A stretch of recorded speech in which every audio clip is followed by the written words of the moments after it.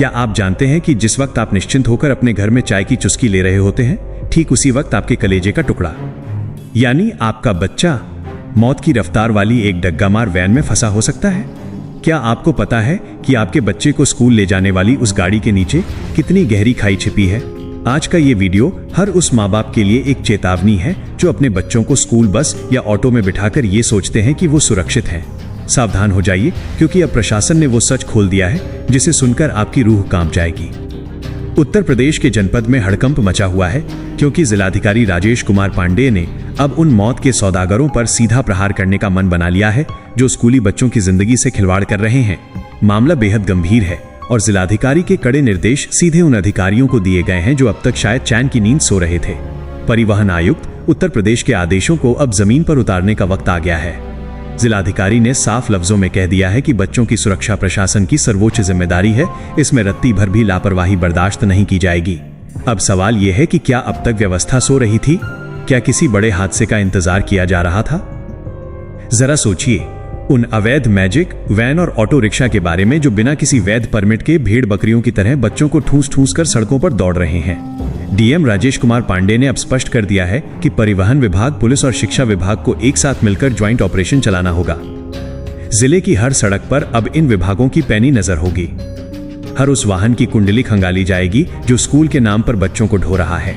बिना पंजीकरण वाले वाहन, बिना फिटनेस सर्टिफिकेट के सड़क पर दौड़ते कबाड़ और बिना परमिट के चल रहे अवैध ऑटो, अब इनका अंत निश्चित है। जिलाधिकारी का आदेश है कि ऐसे वाहनों को चिन्हित करो और सिर्फ चालान मत काटो, बल्कि उन्हें सीधा बंद कर दो। गाड़ी सीज होगी और मालिक के साथ साथ चालक पर भी वो गाज गिरेगी कि फिर कोई दोबारा बच्चों की जान दांव पर लगाने की हिम्मत नहीं करेगा। लेकिन बात सिर्फ सड़कों की नहीं है, अब स्कूलों के अंदर भी हड़कंप मचने वाला है। डीएम ने स्कूल प्रबंधकों को सीधे निशाने पर लेते हुए कहा है कि अपनी जिम्मेदारी से पल्ला झाड़ना बंद कीजिए। बच्चों की सुरक्षित यात्रा सुनिश्चित करना किसी एहसान का काम नहीं, बल्कि स्कूल प्रबंधन की प्राथमिक जिम्मेदारी है। अब हर स्कूल में एक ट्रांसपोर्ट रजिस्टर बनेगा। जी हाँ, एक ऐसा रजिस्टर जिसमें एक एक जानकारी दर्ज होगी। गाड़ी का नंबर क्या है, ड्राइवर का नाम क्या है, क्या उसके पास वैध ड्राइविंग लाइसेंस है, क्या गाड़ी का परमिट सही है। इतना ही नहीं, अभिभावकों से मिली हर एक सूचना को इस रजिस्टर में संधारित किया जाएगा। यहाँ एक और बड़ा खेल चल रहा है जिसे उजागर करना जरूरी है। एक ही स्कूल के नाम पर स्कूली वाहनों का रजिस्ट्रेशन होता है और वही वाहन चार स्कूलों में एक ही समय पर संचालित किए जा रहे हैं। ये मल्टीटास्किंग नहीं, बल्कि मौत का खेल है। समय कम होने के कारण ये वाहन चालक हवा से बातें करते हैं, अंधाधुंध गति से गाड़ी भगाते हैं ताकि चारों स्कूलों की ड्यूटी पूरी कर सकें। जल्दबाजी के कारण ऐसी स्थिति में दुर्घटना होना लाजमी है। प्रशासन को ऐसे वाहनों को चिन्हित करना होगा जिनका रजिस्ट्रेशन किसी और स्कूल का है और जो बच्चे किसी और स्कूल के ढो रहे हैं। ये कागजी हेराफेरी बच्चों की जान की कीमत पर नहीं चलनी चाहिए। अब सवाल ये है कि इस भ्रष्टाचार और मनमानी पर लगाम कैसे लगेगी। इसके लिए कुछ कड़े सुझाव और समाधान प्रशासन के सामने रखने जरूरी है। पहली सबसे बड़ी जरूरत है एक डेडिकेटेड हेल्पलाइन नंबर की। स्कूलों से संबंधित किसी भी समस्या या अवैध वाहन की शिकायत के लिए एक ऐसा नंबर जारी होना चाहिए जो सीधे जिलाधिकारी की निगरानी में रहे। इस नंबर पर आने वाली शिकायतों की समीक्षा डीएम स्वयं करें ताकि बीच के अधिकारी उसे दबा न सके। सबसे महत्वपूर्ण बात यह है कि शिकायतकर्ता का नाम और पता पूरी तरह गोपनीय रखा जाए। हकीकत तभी सामने आएगी जब एक पिता या माता को यह भरोसा होगा कि शिकायत करने पर स्कूल उनके बच्चे को परेशान नहीं करेगा। प्रशासन का पूरा ध्यान शिकायत के निस्तारण पर होना चाहिए, न कि शिकायत करने वाले की कुंडली निकालने पर। दूसरा प्रभावी तरीका है पुलिसिया चेकिंग का मॉडल। जिस तरह जिला प्रशासन हेलमेट चेकिंग के लिए पुलिस को पूरे जिले में हर चौराहे, हर नुक्कड़ और हर सार्वजनिक जगह पर तैनात कर देता है, ठीक उसी प्रकार स्कूली वाहनों की चेकिंग का भी एक महाअभियान चलना चाहिए। पुलिस को विशेष परमिशन दी जाए कि वे समय समय पर जिले भर में एक साथ एक ही समय पर औचक चेकिंग करें। इसके लिए पुलिसकर्मियों को एक दिन का विशेष प्रशिक्षण दिया जाना चाहिए कि स्कूली वाहन को चेक करते वक्त उन्हें क्या क्या देखना है, जैसे कि अग्निशमन यंत्र, fire extinguisher, first aid box, खिड़कियों की जालियां और ड्राइवर का व्यवहार।